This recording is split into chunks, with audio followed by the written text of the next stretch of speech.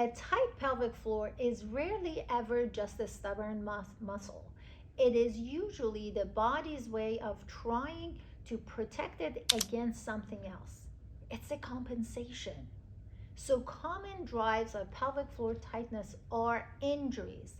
They're poor breathing techniques, they're lifestyle habits that you're not even realizing are contributing to the dysfunction that you're trying to get rid of. When it comes to the tension inside the pelvis, you got to understand that these muscles, which are, by the way, voluntary muscles, work with the surrounding area to try to stabilize the pelvis.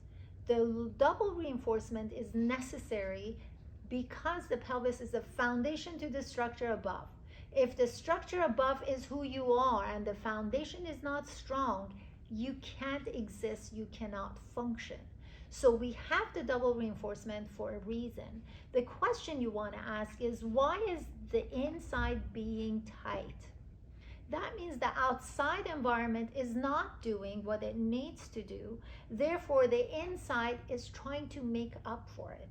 And as a result of that, whatever resides inside the pelvis is going to be compromised.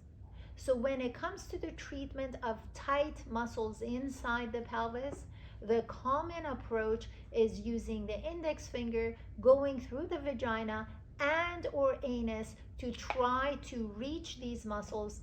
But look at it, even with my finger, with this model, which is much smaller than a human being, an adult human being, how far am I going to go? Going through the vagina or the anus? What if the problem is here? My finger can't reach. What if it's here? What if it's from here to the other end? The whole diameter, the whole circumference, the whole area, surface area. Then what? I'm out of luck? If that was the way, if this was the way to relax these muscles, wouldn't I be born with this inside? The reality is, when it comes to nature and how we naturally relax these things, we use our breathing, biological breathing, to relax these muscles. When we study the way babies breathe, we see that inhaling, breathing in, relaxes the muscles inside, and the process of breathing out is initiated by the contraction of the same muscles trying to reverse the process. So instead of creating something that resembles what nature does, why don't I learn about that? So that is what I'm encouraging people to do. There are habits that you have that are negatively contributing to it. The way you work out, if you clench your butt, if you're clenching your perineum, if you're using your inner thigh, all of these are contributing to the dysfunction and instability of your pelvis. The injuries you may have had that have led to instability in the pelvis and in what's connected to the pelvis. That skiing accident, let's say you were perfect, that skiing accident that led to an issue with your lower extremity led to issues up the chain or to the pelvis and beyond, as an example. So how to fix it? You want to change the environment that's keeping the dysfunction in place. If I give my body parts the environment they thrive in, they are dying to serve me. They are created to serve me.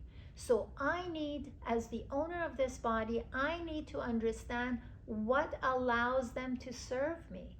And what that environment is starts with biological breathing. If you had subscribed to my channel, you know exactly how that's done. And if you haven't, please make sure you do right now. And we'll make sure that we put this video of the biological breathing at the end of this video. So we do the biological breathing. We start tackling the dysfunction by learning, you learning what function looks like, what your version is, how to replace yours with the right, and how to maintain it, and when you violate it, how to quickly fix it. You probably know more about the features of your phone than your body's movement. And yet this is the body that provides everything for you. So you got to take the responsibility to learn how to be. And in my office, I do just that. It's all about transferring the knowledge to you so you become the better owner and better protector of your own self. So my goal here in this video is to let you see that tight pelvic floor muscles don't happen randomly, and there are natural ways you can do to reverse them, and most importantly, maintain the solid and stable state that they'd like to be in. So when it comes to the dysfunctional patterns of movement and changing them into functional, I use developmental exercises, the same exercises that got you to become the running toddler from an infant state. That's how you stabilize your body. This is how we fix the problem. So one of the first things that you did was laying down on your back as a baby. You lay down on your back, you close the gap. Of course, back then you didn't have a gap, but in this case you need to close the gap, not clenching your butt and not shoving your pelvis up. Bring your legs up. Hold this imaginary exercise ball so the gap is closed, and you learn to toe tap without your back coming up. So if you're down here, you bring one leg up, and when you go to bring the other leg up, your body goes that way. You didn't own that closing. That's instability of what's connected to the pelvis. So this is a practice. So you do the toe tapping here. Then the next thing that we want to do is, I need to look at my cheat sheet here because I wrote it down, low tabletop.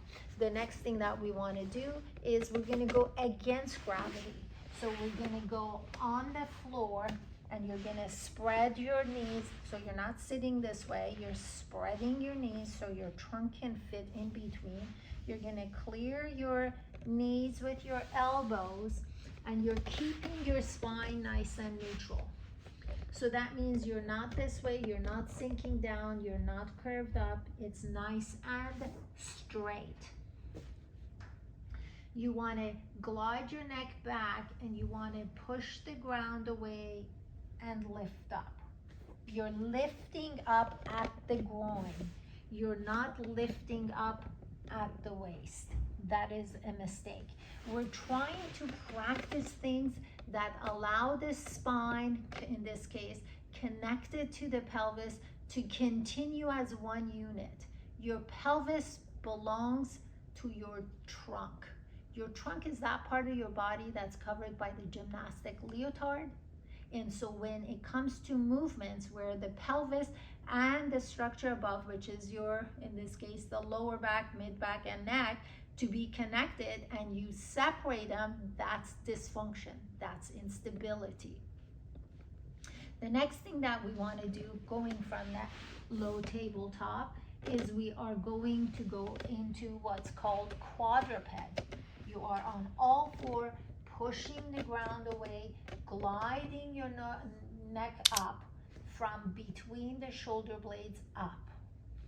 So you're not looking up, you're pushing the ground away, and the top of your shoulder, top of your mid back is pushed up. You're not in a curve here, you're not in a curve there, or arch there. Everything is nice and connected, and you're holding in this position, breathing biologically. These are the snapshots of what ends up being a good practice to practice stability. I didn't give you a band, I didn't give you a weight, we didn't do the strengthening exercise like you're traditionally used to. Stability has to be in place before strength has a chance. There are a lot of things prelude to what I just showed you that you need to learn before you get here. I just wanted to show you what some of these look like. Make sure you subscribe to my channel to really understand some of the exercises that exist. There are contact information that you can access here in my bio, in the comments below, in the description box, and make sure that you use those to contact me if you need help.